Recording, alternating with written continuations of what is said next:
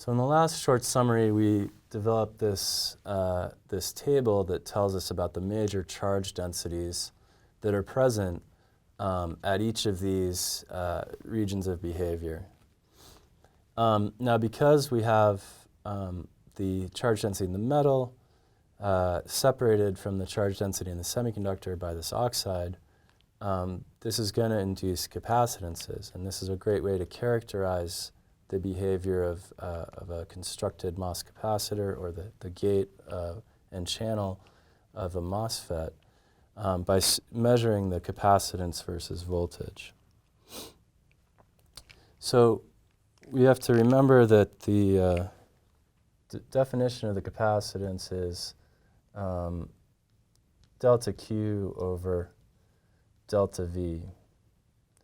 So we're going to look at the infinitesimal changes in charge when we change the voltage just slightly at each of these points. In accumulation for the P-type substrate, we're going to worry about this pileup of holes against the oxide interface.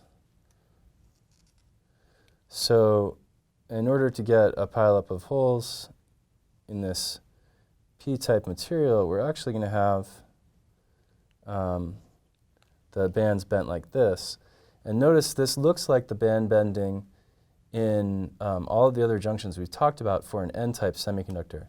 So we've got to remember here that there's no ionized acceptors. This band bending here is caused entirely by the presence of the accumulation of holes at this interface. So the charge density is this one having to do with the holes. And if we apply a voltage that takes us, I'll draw the flat band case, so between flat band and this accumulation mode, all we're doing is changing the number of holes pulled to this interface. Okay, and this is our charge density that we care about for the capacitance.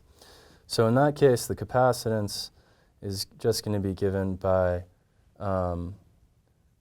delta holes at the interface over delta V. And this is also going to be given by the capacitance of the oxide.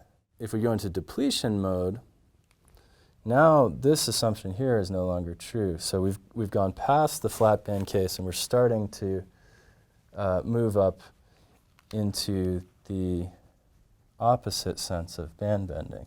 So now our bands are going to be bent upwards like this. And because we're talking about drawing electrons to this interface, there's not that many of them around. So actually now we have ionized acceptors that extend over this distance here. And we may have some surface charge also that's accumulating, in addition to some fixed charge. So in this case, we really have to think about the series-connected combination of the depletion capacitance, the total charge in this depletion width, and the surface charge dropped over the capacitance of the oxide. In accumulation, we had this. In depletion, we're going to have C equals 1 over C due to the surface charge plus 1 over C due to the depletion width. And the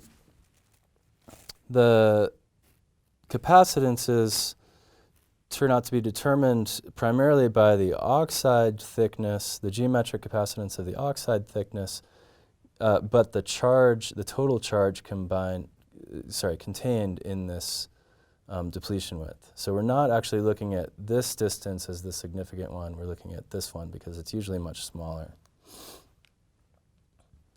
So this is going to be the terms here, CSS is going to be delta Q surface over delta V, and the C XD is going to be delta Q. At the edge of the depletion width, we're going to bring in a little bit of extra charge here. If we move far into inversion, the amount of charge at this interface due to the electrons, remember, is going to move exponentially with the gate voltage over V thermal, whereas this depletion width one is going to move as square root. So eventually we can just simplify the expression and consider only the surface charge again. So we sort of move from a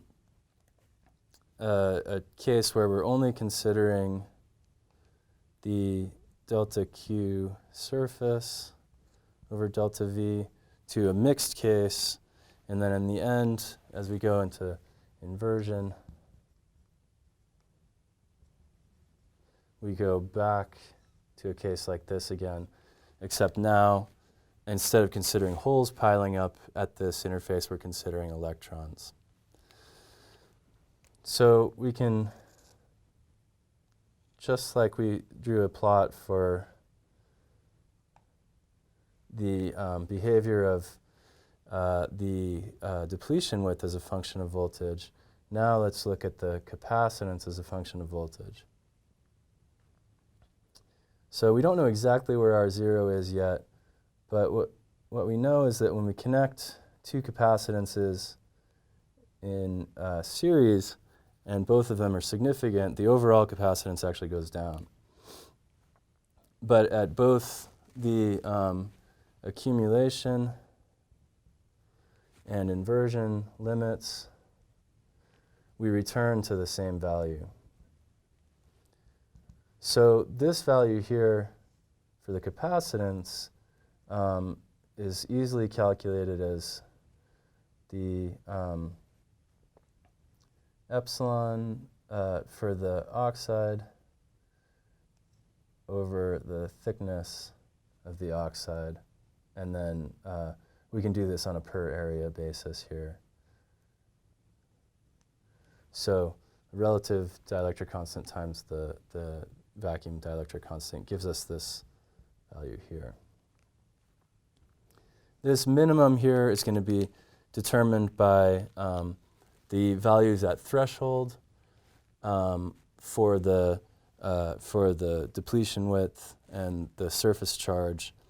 And the whole curve can be shifted around, again, if we change the metal that's used to make contact to this p-type material, or if we include some fixed charge at the interface. That will have the effect of shifting this entire curve back and forth. Now, one last note is that in the inversion regime, you're dealing with minority carriers which have to be drawn to this interface by either if they're thermally generated inside here, or if they come from some other source. And their motion is not very fast. And I should say their generation rate and the time it takes the minority carriers to come into equilibrium with the new applied voltage is a longer time than the time that's required for the majority carriers. So if we're talking about majority holes in this case, that can happen fast, whereas this happens a little slower. So the result is if you turn the frequency up high enough on your capacitance meter instead of seeing this rise again, you'll see a saturation. So this we would call the high frequency limit of behavior, and it's because the minority carriers can't respond fast enough to keep up with the applied voltage. So this high frequency limit is going to be reached when the time between cycles of your AC signal becomes longer than the minority carrier lifetime. Okay, so this little section just related these regimes of behavior and the major charge densities to the observable capacitances. And we noted that these curves can move back and forth because of Q fixed, and also the metal work function, which can be summarized in this one term that collects all the semiconductor and metal work functions and electron affinities. Okay, in this little module, we've looked at the electrostatics and charge distributions of the MOS capacitor structure. And this MOS capacitor structure is what we use for the gate in MOS FETs, or MOS field effect transistors. So we've investigated the band diagrams. We've identified the behaviors of accumulation, depletion, and inversion, which are separated by flat band and threshold voltages. We've looked at the effects of using different metal work functions, as well as the presence of fixed charge at the interface with the oxide. And we've computed all the needed values so that we can have a given material and so a given semiconductor and a given metal, and then be able to figure out where those critical crossovers of flat band and threshold are located. And then lastly, we looked at the effects on capacitance. And of course, the capacitance is a sensitive measure also of the presence of fixed charges, as well as how fast and how well the minority carriers in the inversion layer can respond to high-frequency signals. So in the next section, we're going to go in and actually build our MOS capacitor into a MOSFET, and then start to look at the source-to-drain currents as a function of the gate voltage, which we just explored in quite a lot of detail.